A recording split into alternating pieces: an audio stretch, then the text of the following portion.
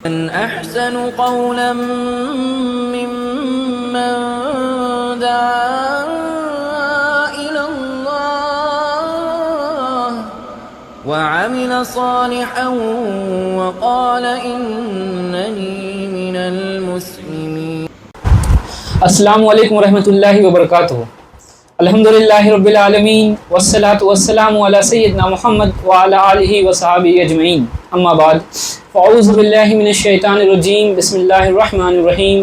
رب اشرح لی صدری ویسر لی امری واحلل عقدۃ من لسانی یفقہوا قولی. تمام تعریف اس اللہ سبحانہ و تعالیٰ کے لیے ہے جو تمام جہانوں کا مالک ہے اور اسے بنانے والا ہے، اور درود و سلام ہو اس کے آخری نبی حضرت محمد صلی اللہ علیہ وسلم پر جو رحمت للعالمین ہے. آج 3 اگست 2025 بروز اتوار 2:55 ہم لوگ باری بنگلہ آفس میں موجود ہیں، اور ہمارے یہاں اکٹھا ہونے کا مقصد قرآن و حدیث کی تعلیمات کو عام کرنا ہے.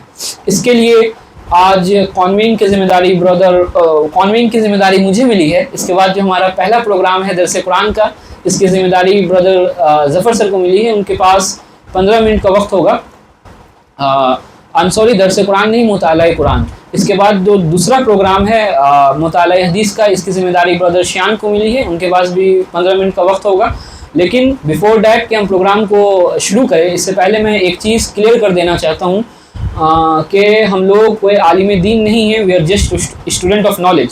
سو بہت ممکن ہے کہ ہمارے اس پروگرام میں کچھ غلطیاں ہوں، تو آپ اسے درگزر فرمائیے اور ہماری رہنمائی فرمائیے.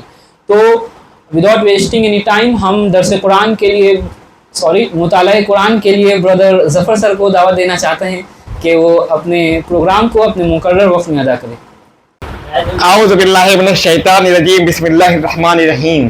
رب اشرح لی صدری ویسر لی امری واحلل عقدۃ من لسانی یفقہوا قولی. اما بعد دوستو، جیسا کہ مطالعہ قرآن کی ذمہ داری جو پچھلے کئی ہفتوں سے مجھے دی جا رہی ہے، اور آج جو آیت پہ مجھے بات کرنی، جس آیت کا میں نے مطالعہ کیا ہے، وہ ہے سورہ بقرہ کی 178 اور 179 نمبر کی آیت. تو میں شروع کرنا چاہتا ہوں، اور اگر اس میں ہو سکتا ہے، کیونکہ جیسا کہ پہلے برادر نے واضح کر دیا ہے، اور ہم لوگ کئی بار اپنے ویڈیو میں اس بات کو بتا چکے ہیں کہ وی آر ناٹ عالم دین. عالم دین تو نہیں ہم لوگ. جو کچھ مطالعہ ہوتا ہے مطالعہ کر آپ کے سامنے رکھتے ہیں. تو یا ایھا الذین آمنوا کتب علیکم القصاص فی القتل الحرم بالحر والعبد بالعبد والانثى بالانثى فمن عفی له من اخیہ شیء فاتبعوا بالمعروف ودعوا الیہ باحسان ذلک تخفیف من ربکم ورحمۃ فمن اعتدی بعد ذلک فلہ عذاب علیم. اے لوگ جو ایمان لائے ہو، تمہارے لیے قتل کے مقدمے میں قصاص کا حکم لکھ دیا گیا ہے. آزاد آدمی نے قتل کیا ہو تو اس آزاد آدمی ہی سے بدلہ لیا جائے. غلام قاتل ہو تو وہ غلام سے ہی قتل کا بدلہ لیا جائے. اور عورت نے اگر کوئی جرم کیا ہے تو اس کا بدلہ یعنی اس سے قصاص عورت سے ہی لیا جائے. ہاں، اگر کسی قاتل کے ساتھ اس کا بھائی کچھ نرمی کرنے کے لیے تیار ہو تو بھلے طریقے کے مطابق خوب جان کے بدلے مال لینے کا نپٹارا ہونا چاہیے.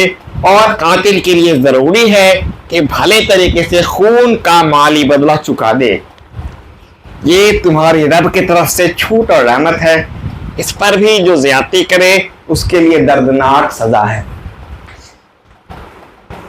تو دوستوں، جیسا کہ اس آیت کا ابھی تک اس آیت کا مطالعہ اور اس کا جو ٹرانسلیشن آپ کے سامنے رکھا گیا، اب جو کچھ میں نے اس کا مطالعہ کیا ہے اس آیت کا، جس کی بہت سے بعض مفسروں کو پڑھ کر جو میں نے مطالعہ حاصل کیا ہے، اسے آپ کے سامنے رکھنے کی کوشش کر رہا ہوں.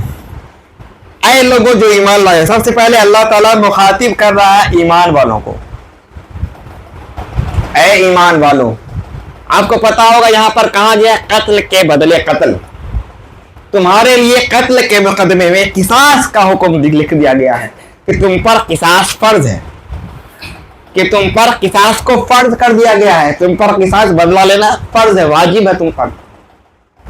تو جیسا کہ آپ کو پتا ہے کہ سورہ المائدہ میں ہی ایک آیت آئی ہے کہ اگر کسی انسان نے کسی انسان کا ناحق قتل کیا تو اس کا مطلب یہ ہے کہ اس نے ساری انسانیت کا قتل کیا. تو ایک جان کی کتنی بڑی حرمت ہوتی ہے. کسی زندہ انسان کو اگر آپ ناحق قتل کر رہے ہیں تو اس انسان ایک اللہ تعالیٰ جو کسی انسان کو دنیا میں بھیج رہا ہے اس کی کیا حرمت ہے. اور اس کے بارے میں معاہدہ میں کیا فرما دیا کہ کسی نے اگر کسی انسان کا ناحق قتل کیا تو اس نے یعنی کہ پوری انسانیت کا قتل کیا. تو اسی لیے یہ جو قانون آیا ہے, یہ جو آیت آئی ہے, اس پہ واضح کر دے رہی ہے کہ اے ایمان والو, جو ایمان لائے ہو, تمہارے لیے قتل کے مقدموں میں قصاص کا حکم لکھ دیا گیا ہے. اب کس معاملے میں قصاص کیا ہے؟ قصاص کہتے ہیں بدلہ لینے کو. اور ایک یوم الدین, مالک یوم الدین, جیسا کہ اللہ تعالیٰ بھی ہم سے, اللہ تعالیٰ نے یہ جو ہے اللہ تعالیٰ بھی ہم سے ایک دن بدلہ لے گا آخرت کے دن. بدلہ اللہ تعالیٰ کا کس طرح ہوتا ہے؟ یہاں ہم کو دنیا میں اللہ تعالیٰ نے بدلہ لینے کا یہ دیا, اور اللہ تعالیٰ کا جو یہ ہے جب یوم الدین یعنی آخرت کے دن, ایک حدیث کے مطابق ایسا آیا ہے, مطلب میں آپ کو بدلہ کے بارے میں بتانا چاہ رہا ہوں. ایک حدیث میرے نظر سے گزری آج ہی کہ کسی بکری, اگر کوئی سینگ والی بکری کسی بکری کو اگر مار کر زخمی کر دیتی ہے, کسی بغیر سینگ والی بکری کو, تو قیامت کے دن, آخرت کے دن, بدلے کے دن اس جس بنا سینگ والی بکری کو اللہ پاک سینگ دے گا اور بولے گا اس سے ویسا ہی زخمی کرو جیسا تم نے اس نے تمہیں دنیا میں کیا تھا. تو سوچ لیجیے کیا قصاص یعنی بدلہ اللہ تعالیٰ کتنا بدلے کا پکا ہے. اور اللہ تعالیٰ نے تو ہمیں ایک دنیا میں موقع دے دیا ہے کہ اگر کوئی ناحق تمہارا قتل کر رہا ہے تو قصاص یعنی بدلہ لے سکتے ہو. یہاں پہ بدلہ لینا فرض بتایا گیا ہے. یہاں پر اللہ تعالیٰ نے صبر کی تلقین نہیں دی ہے کہ آپ کا کوئی قتل ہو گیا ہے تو آپ اسے جو ہے چپ چاپ معاف کر دیں اور صبر کریں. یہاں پر صبر نہیں آیا ہے. تو آزاد آدمی, اب دیکھیے یہاں پر ایک اور بات آئی, آزاد آدمی نے قتل کیا ہو تو اس آزاد آدمی کے بدلے آزاد کو ہی بدلہ دیا جائے گا. یہ اس لیے بتایا جا رہا کہ زمانے جاہلیت میں آپ صلی اللہ علیہ وسلم کے آمد سے پہلے جب کسی کا قتل ہوتا تھا, کسی آزاد کوئی کسی کا قتل کر دیتا تھا, تو وہ اپنی جان کے بدلے بولتا تھا چلو مجھ سے غلطی ہو گئی, قتل ہو گیا, تو میں ایسا کرتا ہوں آپ کے حوالے 2 غلام کر دیتا ہوں. تو اللہ تعالیٰ یہاں پر اس واضح کر دینا چاہتا ہے کہ جس نے قتل کیا ہے, چاہے وہ عورت ہو, چاہے وہ غلام ہو, چاہے وہ کوئی آزاد ہو, چاہے کوئی بڑا آدمی ہو, چاہے وہ راجا ہو, جس نے قتل کیا ہے the accused will be found guilty. جو بھی ایکیوز ہے, جس نے مرڈر کیا ہے, اس کا بدلہ اسی کو ملے گا. عورت کے بدلے عورت کو, مرد کے بدلے مرد کو, آزاد کے بدلے آزاد کو, غلام کے بدلے Ghulam. It doesn't matter who they are. کوئی مطلب نہیں. یہ قصاص کا قانون اللہ تعالیٰ نے بڑی حکمت کے لیے لایا. آپ کو جب اگلا پوائنٹ پڑھایا جائے گا یا پھر جب آپ اس میں غور و توازن کیجیے گا تو آپ کو احساس ہوگا کہ یہ قانون کتنا زبردست قانون ہے. اگر کسی قاتل کے ساتھ اس کا بھائی کچھ نرمی کرنے کے لیے تیار ہو تو بھلے طریقے کے مطابق خوب ہاتھ جان کے بدلے مال لینے کا نپٹارہ ہونا چاہیے. اور قاتل کے لیے ضروری ہے کہ بھلے طریقے سے خون کا مالی بدلہ چکا دے. تو برادران حضرات ایک بات غور کیجیے گا, ایک دھیان دیجیے گا کہ اس آیت میں آگے آیا ہے ایک اور آپشن اللہ نے دے رکھا ہے. قصاص کا حکم, قصاص کے حکم کے ساتھ ساتھ اللہ تعالیٰ ایک اور حکم دے رہا ہے بدلے کا. بدلے میں اگر کسی کا قتل ہو جاتا ہے تو ایک معافی طور ایک اور راستہ, ایک اور آپشن ہے. آپ چاہے تو اس انسان کو بلڈ منی لے کر معاف بھی کر سکتے ہیں یا پھر اس سے بدلہ لے سکتے ہیں, جان کے بدلے جان. یہاں اللہ تعالیٰ نے 2 راستے دیے, 2 آپشن دیے ہیں. کیا مطلب ہے؟ یہاں پر بھائی کا ذکر ہے. یہاں پہ بھائی مطلب وارث.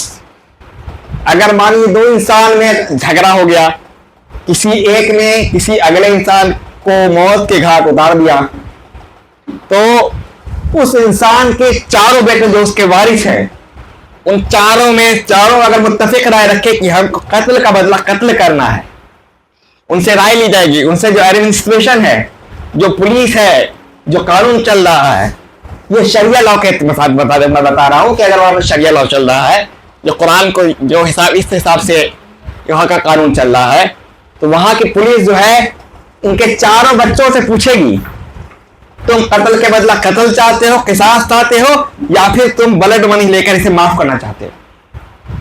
اگر چار میں سے کوئی ایک بچہ بھی ایسا کہہ دے کہ میں بلڈ منی لے کر اسے معاف کرنا چاہتا ہوں تو یہ بات ڈن ہو جائے گی۔ قتل کے بدلے قتل کے لیے چاروں کا متفق ہونا ضروری ہے۔ سارے وارث جب اس پہ متفق رائے دیں گے تبھی قتل کو تبھی جو ہے قصاص اس پر واجب ہو جائے گا، بدلہ لے لیا جائے گا۔ تو یہاں پر اللہ تعالیٰ ہمیں دیکھیے یہ دکھاتا ہے جیسے کہ قتل کتنا بڑا گناہ، کتنا بڑا جرم ہے۔ حابیل اور قابیل کا قصہ آپ لوگوں نے سنا ہوگا، حابیل اور قابیل۔ تو قابیل کا قصہ جو سنا سب سے پہلے جو قتل کیا وہ قابیل کے ہاتھوں حابیل کا قتل ہوا تھا۔ تو آج بھی دنیا میں جتنے قتل ہوتے ہیں ہر قتل کا کہیں نہ کہیں الزام کس کے سر بھی ہوتا ہے؟ قابیل، کیونکہ اس نے ناحق قتل کا جو سلسلہ ہے وہیں سے شروع ہوا ہے۔ اور یہاں پر اللہ تعالیٰ نے دو آپشن دیا کہ قتل کے بدلے قتل یا پھر قصاص نہیں، یا پھر بلڈ منی لے کر آپ چاہے تو اسے معاف کر سکتے ہیں۔ اب بہت سارے لوگ قتل کا بدلہ قتل سے یہ سمجھتے ہیں کہ دیکھو اسلام کتنا خونی قوم ہے، کیا سکھاتا ہے قرآن میں کہ قتل کرنا، قتل کر دو۔ تو میرے بھائیوں ذرا اگر آپ کو خود معلوم نہیں ہوگا تو آپ دوسروں کو کیا سمجھائیں گے؟ اس آیت سے بہت سارے لوگ گمراہ ہو جاتے ہیں کہ قتل کے بدلہ قتل، قرآن میں تو خود لکھا ہے، لیکن یہاں پر قتل کے بدلہ قتل، آپ کو قتل نہیں کرنا ہے۔ یہ قتل، یہ جو قانون ہے یہ حکومت کی طرف سے ہے، یہ حکومت اس کو طے کرے گی۔ جب اس کے گھر والوں جب پوری انویسٹیگیشن ہوگی، پتہ چل جائے گا کہ فلاں آدمی نے فلاں آدمی کا قتل کیا ہے، اس کو عدالت میں کھڑا کیا جائے گا، تب ان کے وارث سے یہ سوال کیا جائے گا کہ تم کیا چاہتے ہو، واٹ ڈو یو وانٹ، یا تم کو قصاص چاہیے یا پھر بلڈ منی۔ بلڈ منی اگر ان میں سے، جیسا میں نے پہلے بتا دیا، چار میں سے کوئی ایک بچہ بھی اگر اس کے خلاف رہا، قتل کے خلاف رہا، ایک بچے نے بھی گواہی دے دی کہ میں قتل نہیں چاہتا، ہم چاہتے ہیں بلڈ منی لے کر باپ کو رفع دفع کیا جائے، تو وہاں پر جو ہے قصاص لاگو نہیں ہوتا۔ تو بھلے طریقے کے مطابق وہاں جان کے بدلے مال کا نپٹارہ ہونا چاہیے، اور قاتل کے لیے ضروری ہے کہ بھلے طریقے سے خون کا بدلہ چکا دے۔ پھر قاتل کو بھی ایک بات بتائی گئی، ایک رقم، جیسے پرانے زمانے میں جب حضور پاک صلی اللہ علیہ وسلم کے زمانے میں ایسا کچھ ہوا کرتا تھا تو ایک حدیث کے مطابق کمپنسیشن یعنی بلڈ منی کے طور پر 100 اونٹ دینے پڑتے تھے، 100 اونٹ کمپنسیشن کے طور پر، بلڈ منی کے طور پر دیا جاتا تھا۔ اور وہی بتایا جا رہا ہے کہ جو بھی رقم طے کی گئی اس رقم کو ادا بھلے طریقے سے کرنے کے لیے کہا گیا، کس کو؟ قاتل کو۔ یہ تمہارے رب کی طرف سے تمہارے لیے چھوٹ اور رحمت ہے۔ یہ ہمارے لیے رحمت کیسے ہے بھائی؟ تو یہ آپ جان لیں کہ جب قصاص کا حکم نہیں آیا تھا آپ صلی اللہ علیہ وسلم کی آمد سے پہلے، ایسا کوئی سولوشن نہیں تھا۔ جب کسی عربوں میں جو قوم تھی، عربوں میں جو ایک قوم، یہودیوں کے ہاں جو رواج تھا وہ قتل کے بدلے قتل، ان کے ہاں بلڈ منی کا کوئی رول ریگولیشن نہیں تھا۔ اگر قتل ہوا ہے تو قتل کے بدلے قتل کرنا ان پر لازم تھا، no option for blood money, معافی کی کوئی گنجائش نہیں۔ اور وہی نصارہ کے ہاں ایک قانون تھا کہ اگر آپ سے کوئی قتل ہو جاتا ہے تو آپ جو ہے معاف کرنا ہی پڑے گا آپ کو، آپ صبر کر لیں، آپ معاف کر دیں۔ اب آپ سوچیں کہ آپ کا کوئی اپنا قتل ہو گیا اور آپ کو کہا جائے گا آپ کچھ نہیں کریں، آپ جو ہے صبر سے معاف کر دیں، تو کیسے گزرے گی آپ پر؟ تو اسی لیے یہاں پر یہ اللہ تعالیٰ واضح کر رہا ہے کہ تم پر میں نے آسانی نازل کی، تم پر یہ تمہارے رب کی طرف سے چھوٹ اور رحمت ہے۔ یہ جو ہمارے لیے دو آپشن اللہ تعالیٰ نے کھولے، یا تو بدلہ لے لو یا بلڈ منی لے کر باپ کو رفع دفع کرو، اور دونوں کے لیے یہ حکم آیا ہے۔ دونوں کو کہا گیا احسن طریقے سے یہ لین دین کرنے کے لیے۔ کیا احسن طریقہ؟ یعنی کہ اگر مانیے دو آدمی میں ڈسکشن ہوا، اتنا پیسہ فکس، گورنمنٹ نے اتنا پیسہ فکس کر دیا کہ آپ کو اتنا پیسہ دینا ہے بلڈ منی کے بدلے، اور دینے والا جو ہے وہ وعدہ کر لے کہ میں فلاں ڈیٹ کو آپ کو اتنا پیسہ ادا کروں گا، اور وہ سارے باتوں کے بعد وعدہ خلافی کر دے، وہ بھاگ جائے وہاں سے، وعدہ خلافی. اور اس سے پہلے آیت میں بھی آیا تھا کہ وہ نیک ہو ہی نہیں سکتا جس نے وعدہ کی خلافی کی. اللہ تعالیٰ نے نیک خوبیاں بتائی تھی نا نیک انسان کی. ایک ایمان والے کی خوبی بتائی تھی کہ وہ جو وعدہ کرتا ہو اور وعدے کو نبھاتا ہو، وعدہ نہ توڑتا ہو. ایک بار اگر قصاص کی رقم جو بلڈ منی جو ہے ایک بار اگر فکس ہو گئی تو پھر بلڈ منی کے بدلے جو آپ کو بلڈ منی جو ہے وہ آپ کو احسن طریقے سے دینے والے کو بھی چاہیے اور لینے والے کو. اور لینے والے پہ کیا واجب ہے؟ مان لیجیے کہ میں نے بلڈ منی لے لی اور بلڈ منی لینے کے بعد میں نے اس کا خون کروا دیا، تو بتائیے کتنے بڑے ظالم ہوئے ہم. اللہ تعالیٰ نے ایک انسانیت کے ناطے یہ بتایا ہے کہ اگر ایک بار جب معاف کر دو تو آپ، کیونکہ ایک ایمان والا دوسرے ایمان والے کا بھائی ہے، چاہے کچھ بھی ہو جائے، دونوں کا رشتہ جو ہے ایمان کا رشتہ ہے دونوں کے بیچ میں. ایک بار معافی ہو گئی تو آپ کو جس طرح سے زندگی گزارنی تھی آپ پہلے جس طرح رہ رہے تھے اس طرح رہیں. اور ہم لوگوں کے یہاں یہ رواج ہے کہ اگر کوئی میری زمین ہڑپ لے یا پھر کوئی چھوٹی سی غلطی ہی کر دے تو اس سے منہ پھلا کر دور ہو جاتے ہیں، اس سے رشتے ناطے توڑ دیتے ہیں. اور یہاں پر تو یہ کہا گیا کہ قتل کی معافی کر دو، قتل والے کو اگر معاف کر لیں بلڈ منی لے کر تو پھر اس پہ احسان نہ جتاؤ زندگی بھر. ایسا نہیں کہ آپ زندگی بھر اس پہ احسان جتاتے رہیں، اس کو اپنے دباؤ کے نیچے رکھیں کہ تم نے قتل کیا تھا میں نے معاف کیا، میں یہ ہوں، ہمیشہ اس سے کچھ نہ کچھ اس کا فائدہ اٹھاتے رہیں. اس پر جو بھی زیادتی کرے گا اس کے لیے دردناک عذاب ہے. کس پر؟ یعنی یہی جو بھی میں نے بتایا کہ اگر کوئی وعدہ کر کے پھر زیادتی کرتا ہے تو اس کو جو ہے آخرت کے دن اس پر دردناک عذاب اللہ تعالیٰ طاری کرے گا. اب اگلی آیت، وَلَكُمْ فِي الْقِصَاصِ حَيَاةُ الدُّنْيَا أُولُو الْأَلْبَابِ لَعَلَّكُمْ تَتَّقُونَ. عقل اور سمجھ رکھنے والوں، تمہارے لیے قصاص میں زندگی ہے، امید ہے کہ تم اس قانون کی خلاف ورزی سے بچو گے.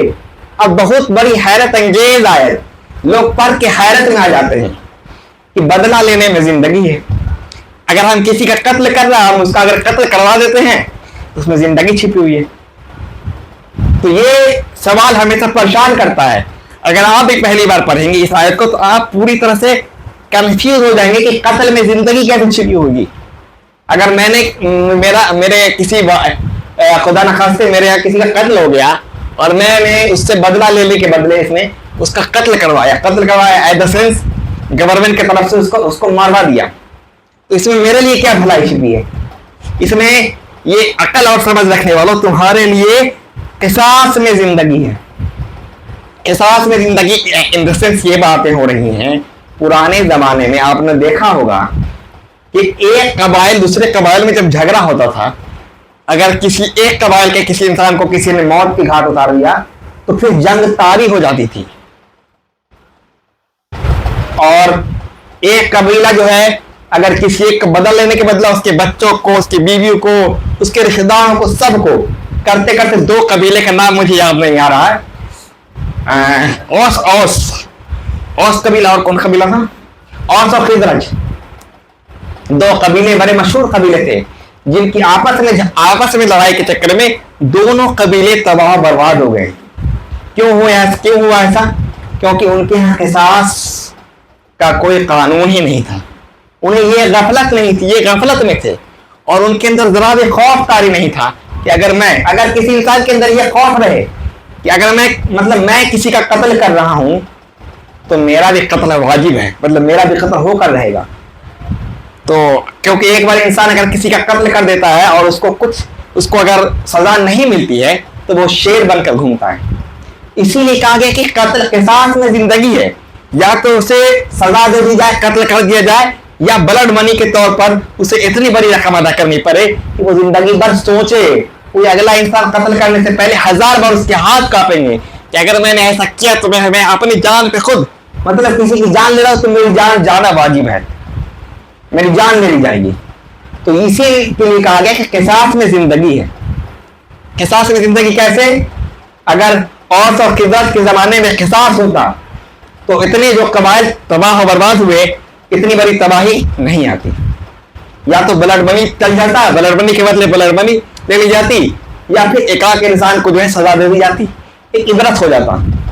अभी भी आप जाके सऊदी अरबिया में कानून देखेंगे, वहां का क्राइम रेट कितना कम है। क्यों? चोरी करने वालों के हाथ काट दिए जाते।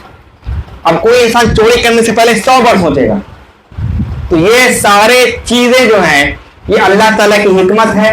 अल्लाह ताला ने हमें कुरान में वाजे कर सारी चीजें फरमा दी, सारी चीजें बता दी, और मुझे उम्मीद है कि तुम इस कानून की खिलाफ वर्जी से बचोगे। सबसे आखिर में आया कि तुम इस कानून के खिलाफ वर्जी से बचोगे।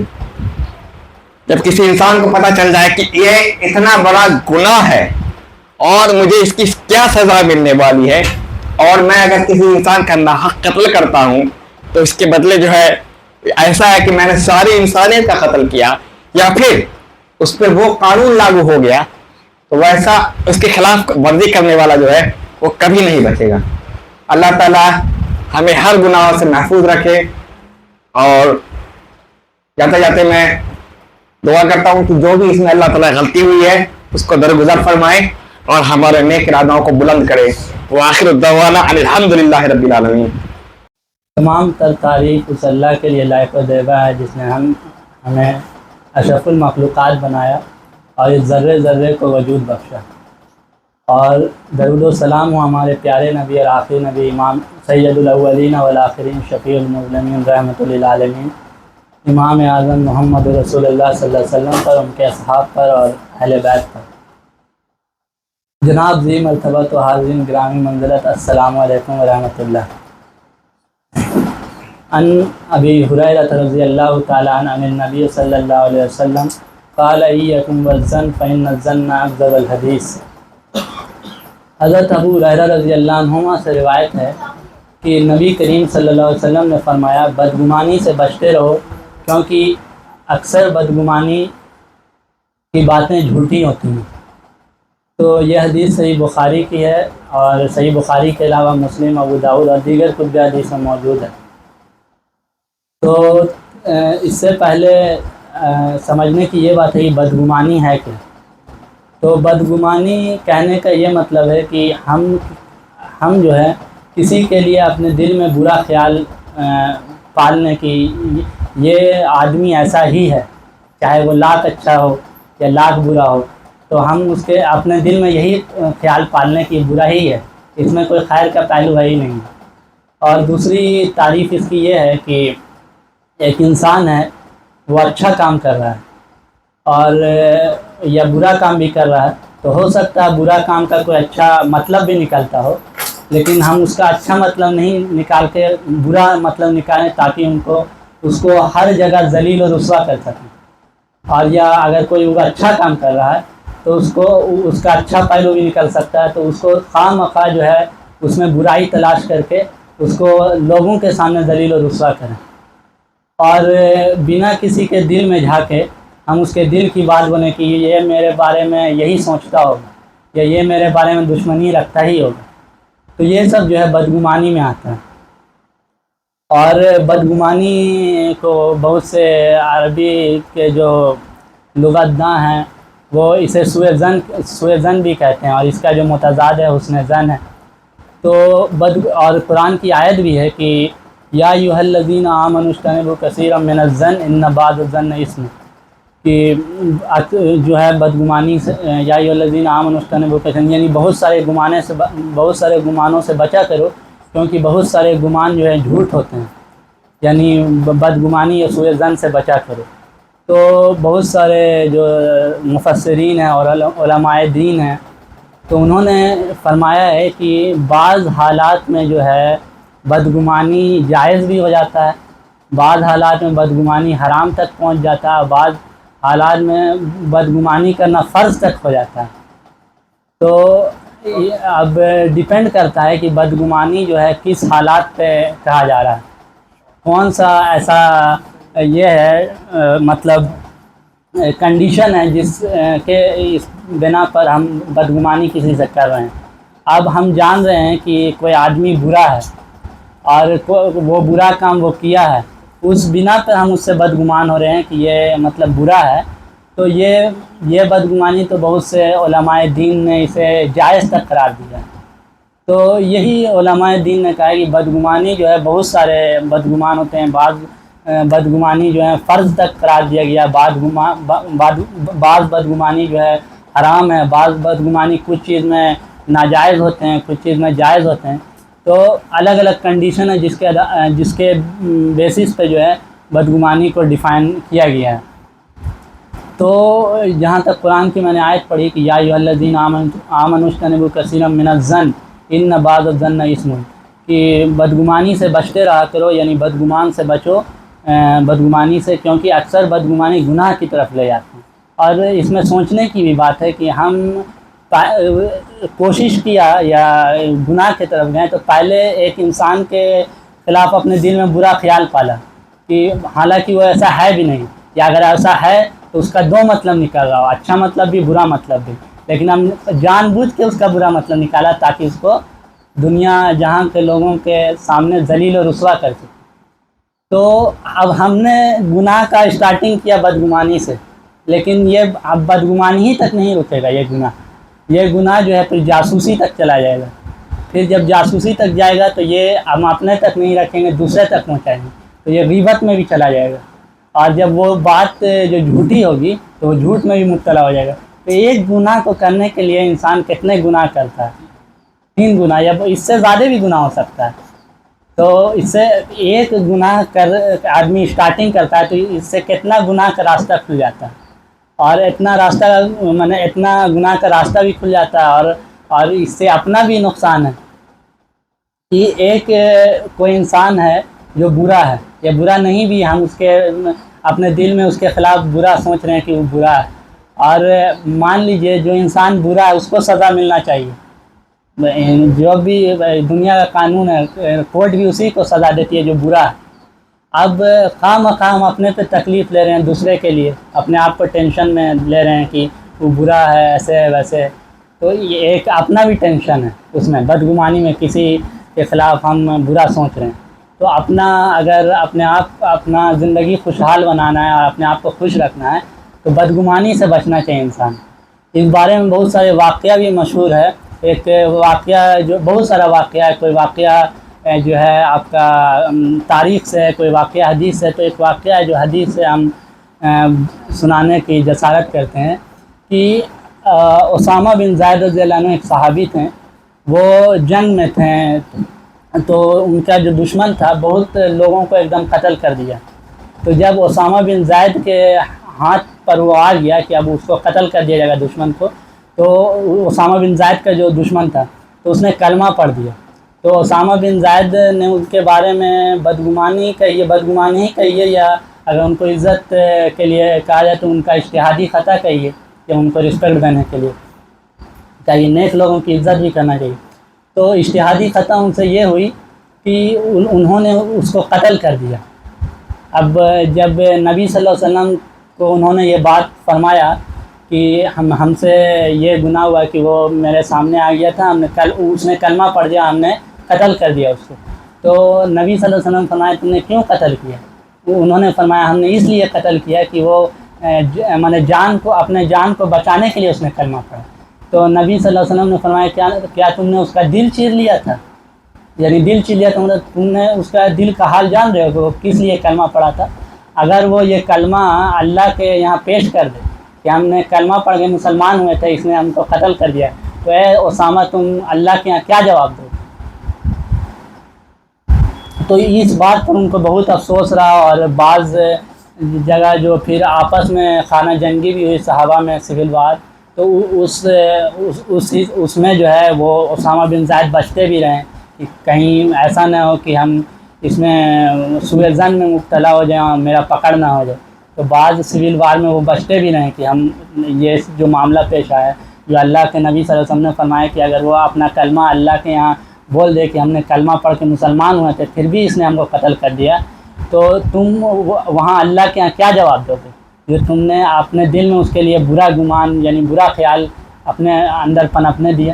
اور ایک تاریخ سے ایک واقعہ ہے کہ ایک بہت بڑے نیک آدمی تھے, وہ جو ہیں نیک آدمی تھے، وہ اپنا نماز پڑھتے تھے، اپنا کام کرتے رہتے تھے، لیکن جب نماز آتے تھے جمعہ کا پڑھنے کے لیے تو فرض پڑھتے تھے اور بنا سنت پڑھے یا دعا جو ہوتا تھا بنا دعا پڑھے نکل جاتے تھے مسجد سے۔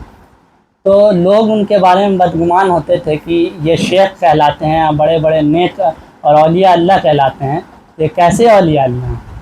ان کو تو بہت مطلب تان و تشنیع کا شکار بنایا گیا کہ یہ کون سے اولیاء اللہ ہیں، یہ کون سے نیک لوگ ہیں۔ جمعہ کا فرض نماز پڑھیں چلے گئے گھر، بڑا بڑا پگڑی باندھے ہوئے ہیں، امامہ باندھے ہوئے ہیں اور دستار اور جبہ پہنے ہوئے ہیں، یہ کون سے ہیں مطلب نیک لوگ ہیں؟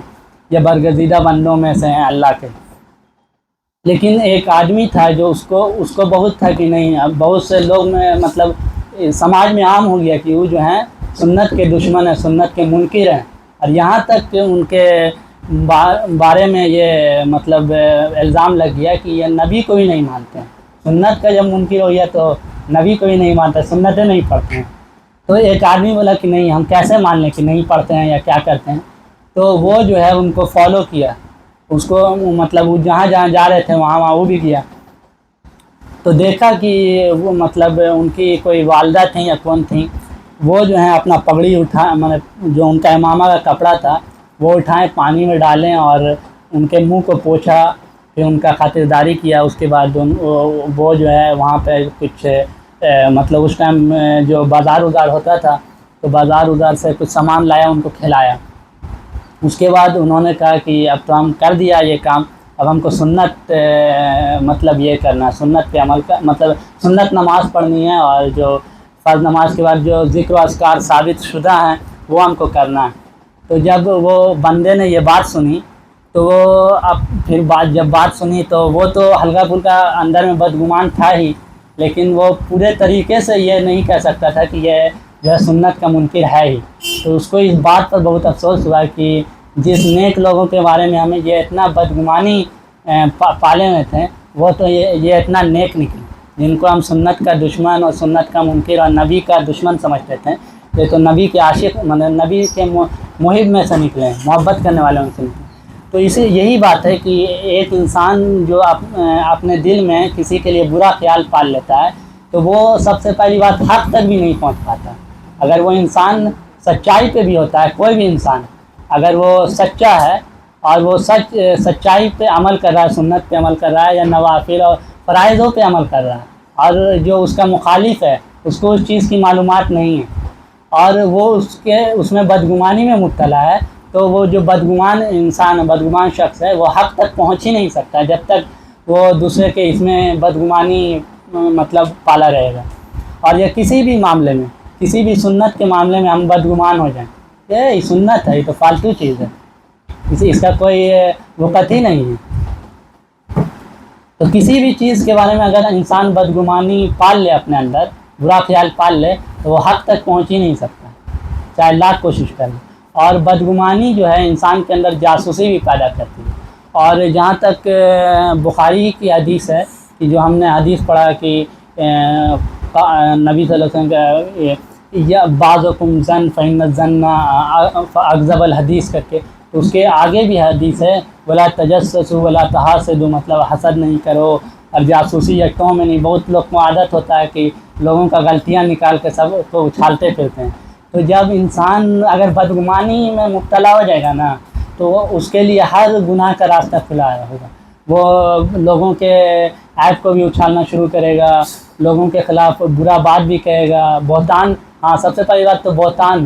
اگر بدگمانی انسان کسی کے اندر اپنے اندر پال لیا تو اس کے اندر وہ گناہ ہوا بھی نہیں، تو سب سے پہلی بات اس کے ایبسینس میں کسی انسان کے ادھر برائی کرے گا تو وہ تو ظاہر سی بات غیبت ہو جائے گا، اور اگر وہ اس میں موجود ہی نہیں ہوا وہ برائی تو وہ بہتان میں شامل ہو جائے گا۔ یعنی بہت سارے گناہ کا راستہ کھل جائے گا جب انسان بدگمانی میں مبتلا ہو جائے گا۔ اور یہ بھی ہے کہ جب انسان بدگمانی میں مبتلا ہو گیا تو اس کے خلاف جلن حسد بھی ہوگا، چاہے کوئی بھی وجہ ہو۔ اب جیسے کوئی انسان نیک کام کر رہا ہے تو اب اس کا جو انسان بدگمان بدگمانی میں پلا مطلب بدگمانی اپنے اندر پالا رہے گا تو اس کے اندر جلن بھی ہوگا، یہ تو ایک دم یہ ہے فلانا ہے، ڈھمکانا ہے، برا ہے، ایسے، اور اپنے اندر جلن حسد بھی اس کے اندر پیدا ہو جائے گا۔ اور اسی حدیث کے آخر میں بھی ہے کہ آپس میں جو ہے مل جل کے رہو اور بھائی بھائی بن کے رہو۔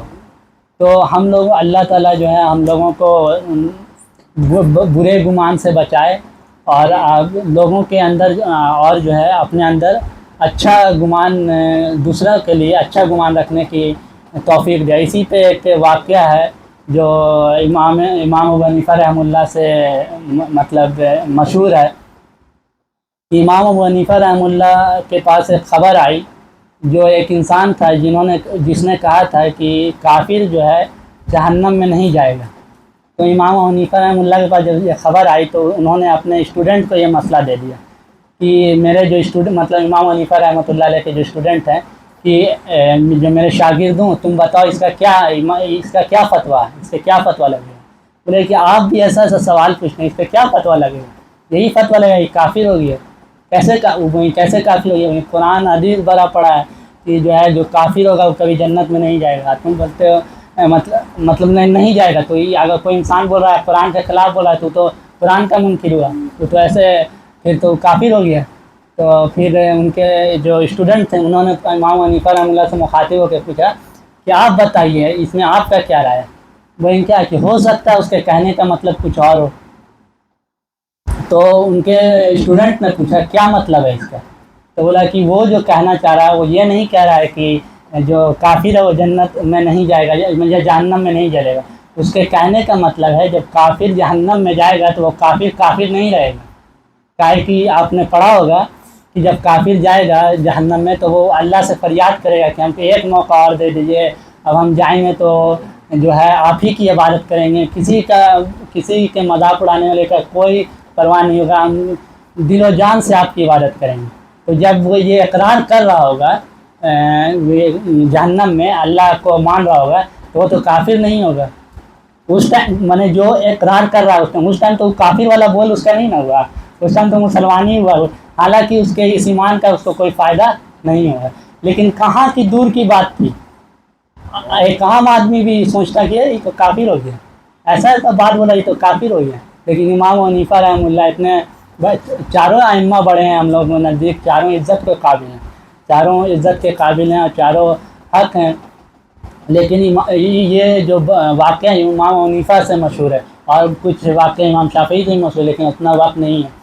تو کتنے دور کی بات تھی، امام ابو حنیفہ رحمہ اللہ نے کتنا حسن ظن سے کام لے کر اس کو مطلب بچایا اور اس کو یہ کیا۔